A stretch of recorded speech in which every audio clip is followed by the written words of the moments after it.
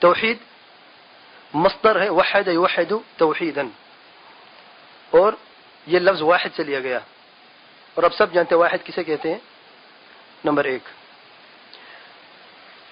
اور شرعی مفہوم میں اللہ تعالیٰ نے جن چیزوں کو اپنے لیے خاص کر رکھا ہے ان چیزوں میں اللہ تعالیٰ کو ایک جاننا، اللہ تعالیٰ کے حقوق ہیں ان حقوق میں اللہ تعالیٰ کو ایک جاننا، اور جو اللہ تعالیٰ کے حقوق ہیں ربوبیت کا حق، الوہیت اور عبادت کا حق، اور اسماء و صفات کا حق، یہ تین حقوق ہیں اللہ تعالیٰ کے۔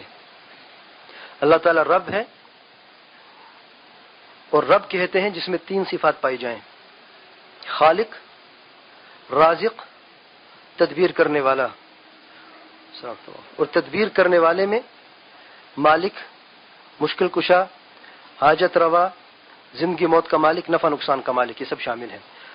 تو ربوبیت کا یہ معنی ہے کہ اللہ تعالیٰ کو ایک جاننا ہے، خالق اگر کوئی ہے تو صرف اور صرف اللہ تعالیٰ ہے، اگر رزق دینے والا کوئی ہے وہ صرف اور صرف اللہ تعالیٰ ہے، اگر نفع نقصان کا کوئی مالک ہے وہ صرف اور صرف اللہ تعالیٰ ہے، مشکل کشا، حاجت روا صرف اور صرف اللہ تعالیٰ ہے۔ اسے کہتے ہیں توحید الربوبیہ، کہ اللہ تعالیٰ کو ایک جاننا ربوبیت کے حق میں۔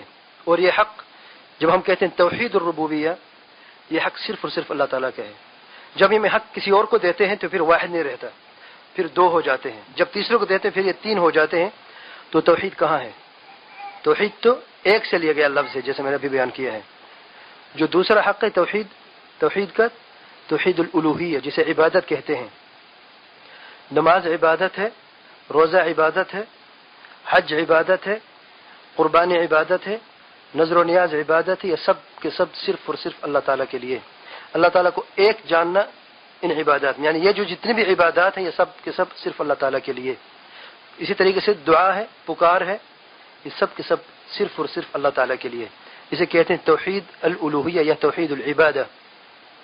اور تیسری قسم کی توحید جو ہے اللہ تعالیٰ کے پیارے نام ہیں، للہ الاسماء الحسنى، اور صفات الکمال ہیں، اللہ تعالیٰ کے صفات ہیں جو کمال اور بلندی کے درجے پر ہیں، اور یہ صفات صرف اور صرف اللہ تعالیٰ کے لیے، ان صفات میں کسی اور کو شریک نہیں کر سکتے۔ تو یہ توحید کا مطلب ہے، اور آگے بھی انشاءاللہ اس کو تفصیل سے بیان کریں گے۔